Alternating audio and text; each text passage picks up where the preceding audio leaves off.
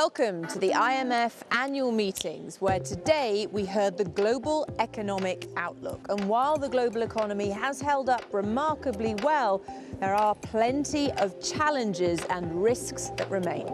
The battle against inflation is almost won.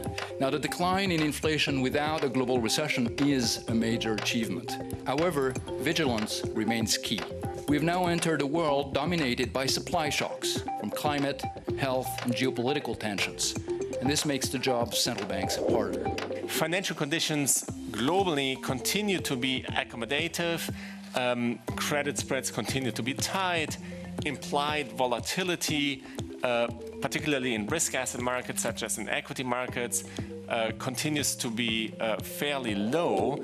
And when governance is strong, it helps to limit corruption, reduce inefficiencies, and eventually achieve favorable outcomes, both economically and socially. How to increase power generation in sub-Saharan Africa to sustainably meet the region's growing demand for electricity. If we are to get ahead of the curve, particularly given the extent to which the climate is worsening and the extent to which the corridor, the opportunity for us to become resilient is getting smaller and smaller, we recognize we had to think outside of the box. I'm Amanda Walker, and right now it's time for IMF Today.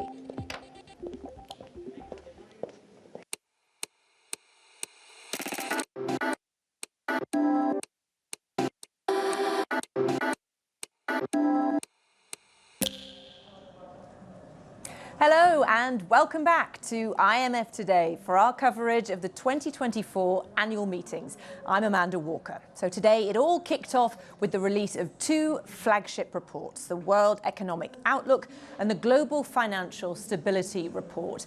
There was also a conversation on Asia's revenue challenge, asking how revenue mobilization should help address development challenges amid fiscal pressures.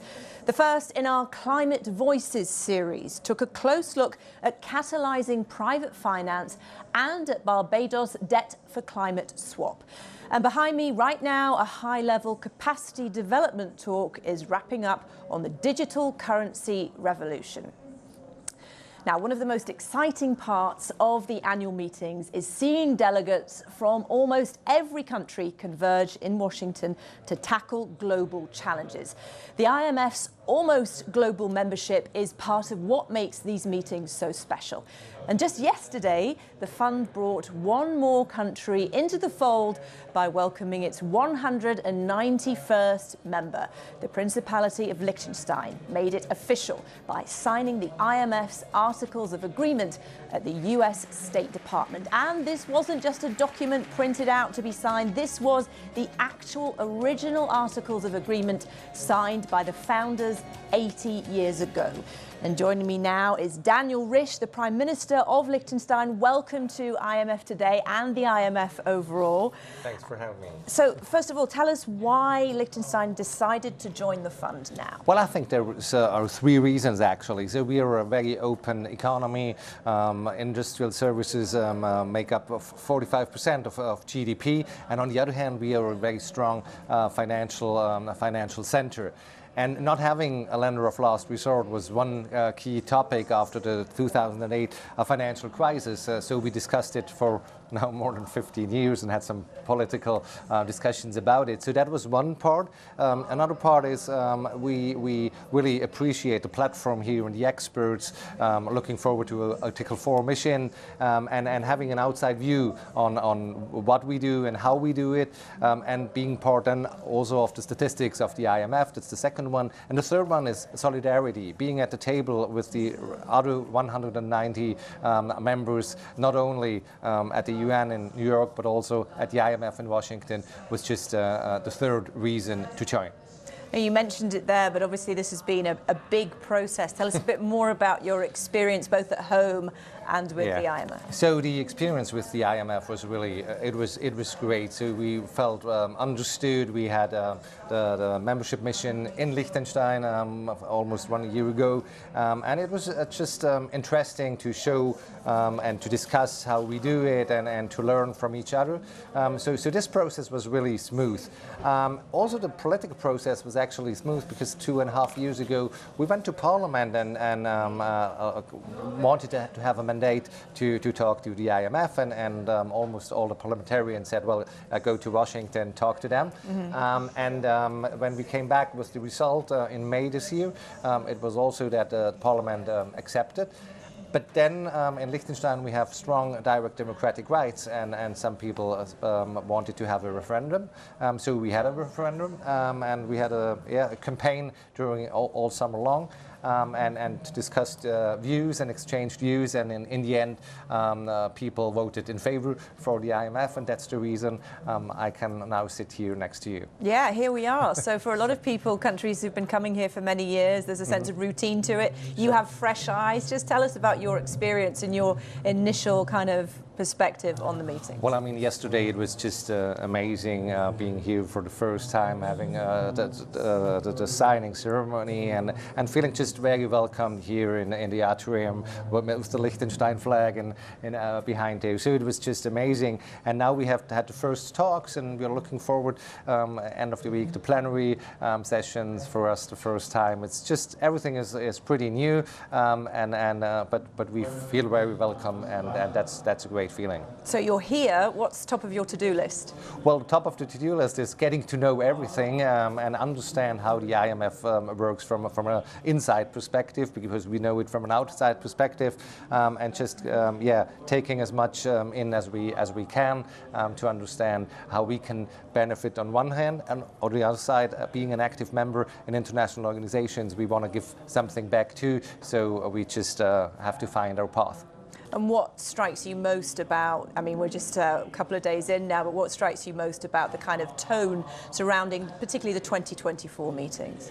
Well, what's interesting for me, I attended the UN General Assembly some 3 weeks ago in New York, and as you know, a lot of politics happening there, and it feels here it's more technical, it's more about economics, and this is more like we like to work back home in Liechtenstein.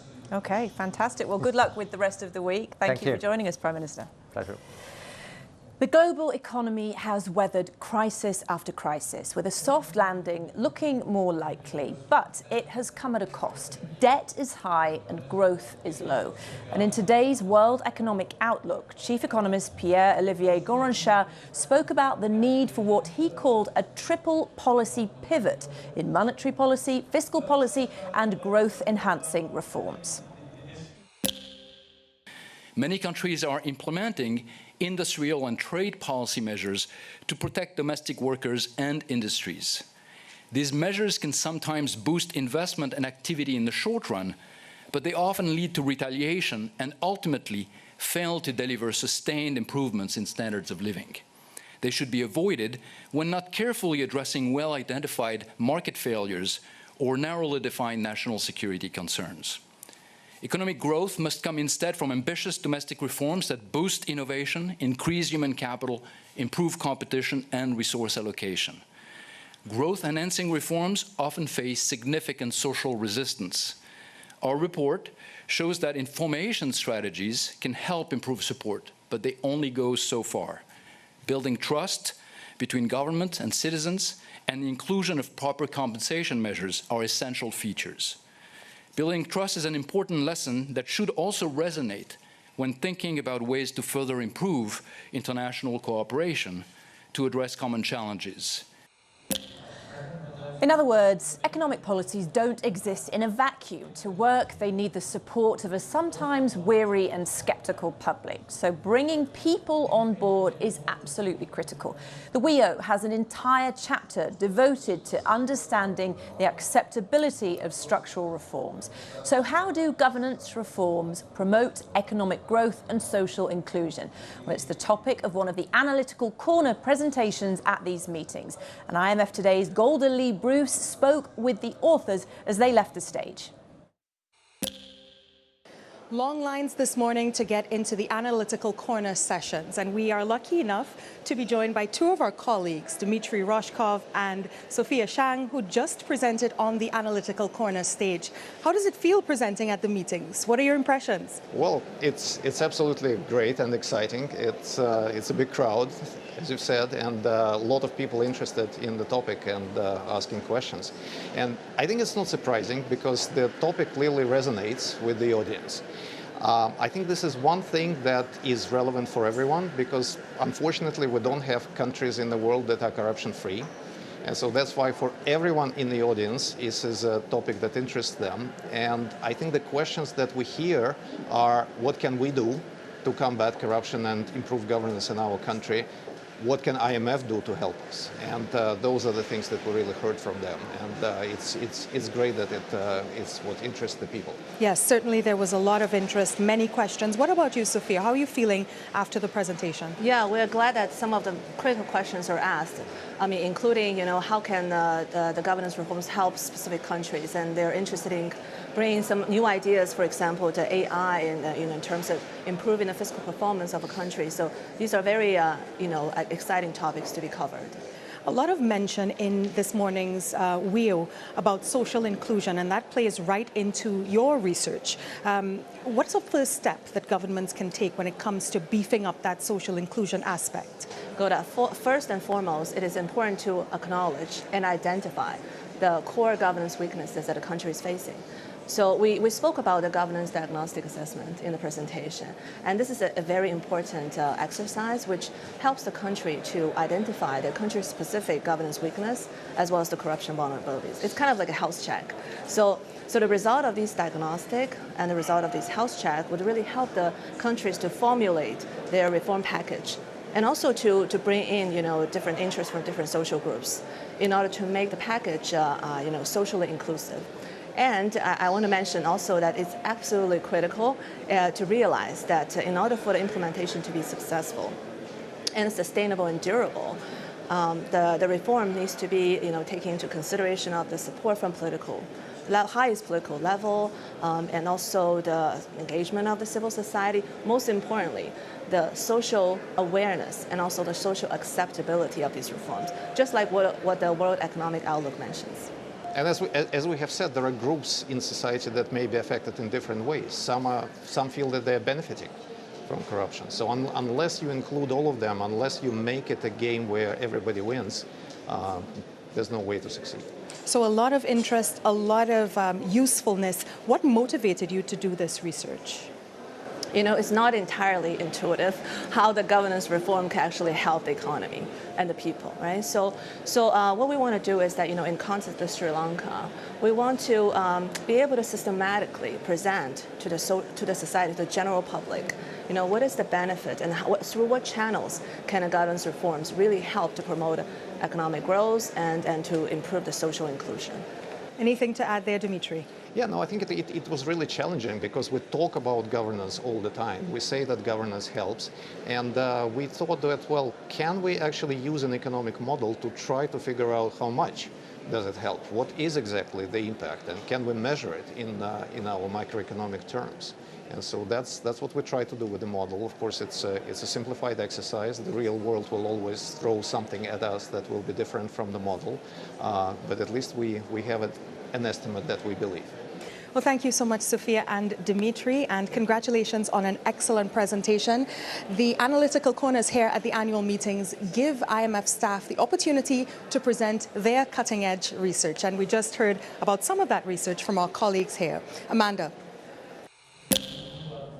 Well, as today's WEO highlighted, while the global economy has held together following successive shocks, policymakers must now walk a tightrope between bringing down debt while still supporting an inclusive growth.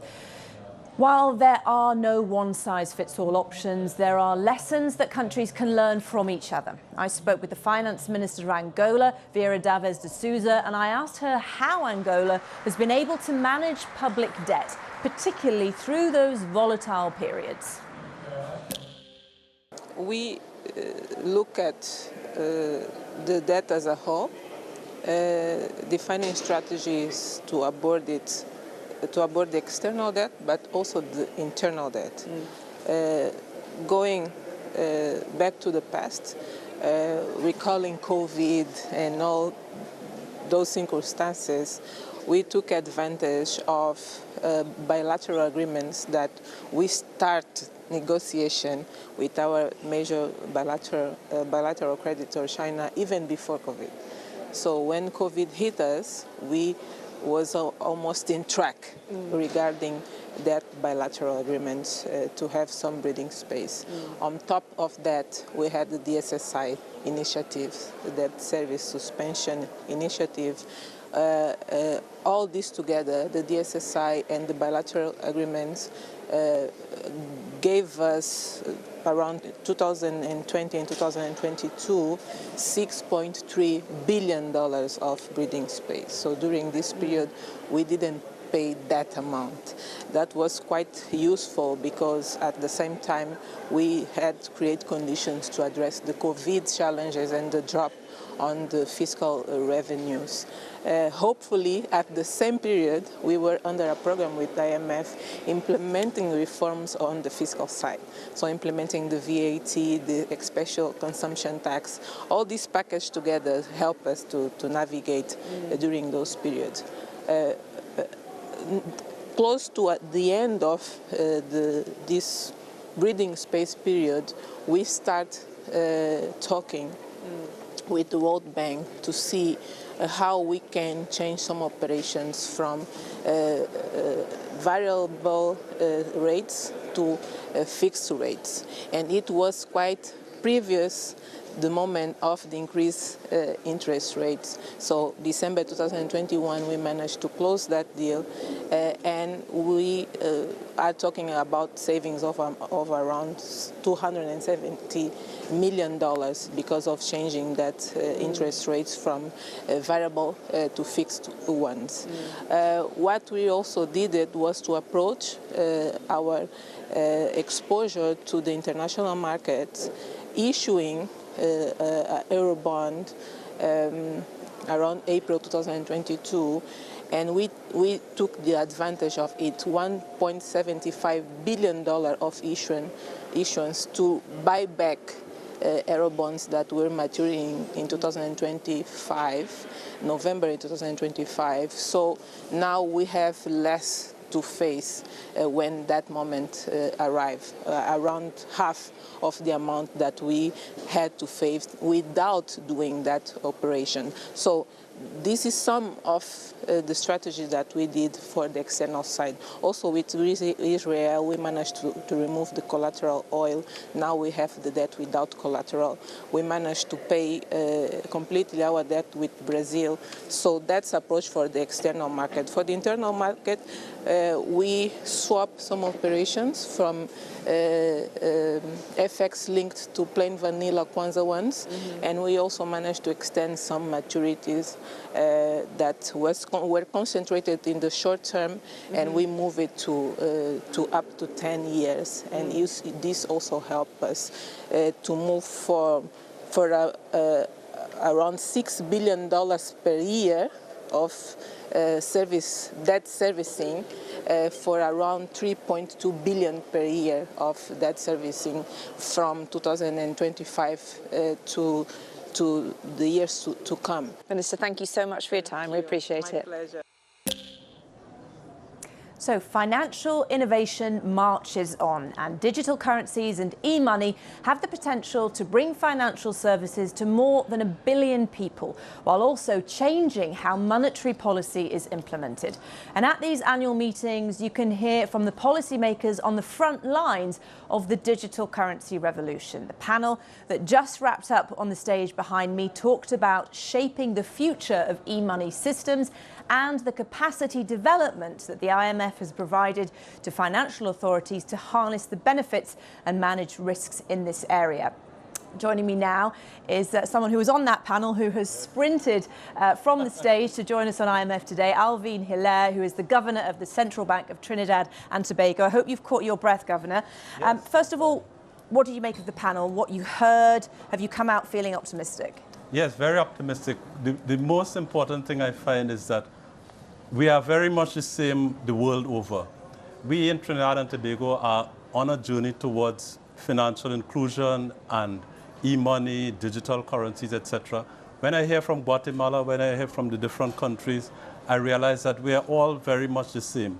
Although we may differ in culture, geographical size, population, politics, and so forth, people are people around the world, and they all want to have financial transactions that are safe, that are efficient, and that are modern, and they want to have reassurance. So we can learn from it a lot from each other, and this is what I think is important. One of the 5 lessons that I try to impart from our country experience. So when it comes to those digital financial services, how are you striking the balance between regulation and oversight, particularly Trinidad and Tobago? But that's a very interesting question, especially as we are on a journey now towards fast payments solution in Trinidad and Tobago, using what you call the Unified Payments Interface model of India. And now the central bank has to juggle the role of operator, of supervisor, and of overseer and promoter. So we have to deal with that, and we have to have staff that can embrace this sort of activity and embrace this balancing act, and to spend a lot of time educating the public and knowing how to deal with this new animal, as it were. So we are optimistic. We have a strong staff at the Central Bank of Trinidad and Tobago, and we will do the necessary thing. But it is a balancing act that needs to be done.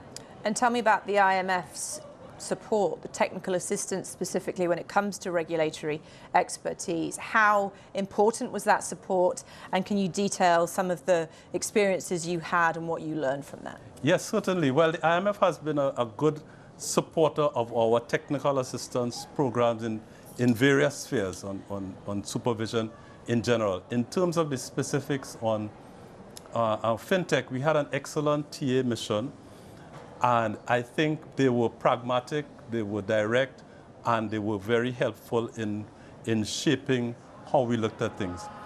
The 2 key areas that they looked at were how do we regulate the new animals called fintech, and how do we deal with gaps in legislation on cryptocurrency. With respect to the first one, they had a number of recommendations, including that we should have an entity-based approach to supervision of fintechs, and we should also streamline our processes, because our processes tended to be a bit detailed and maybe not pragmatic. So I think all in all, it was a good and important sphere.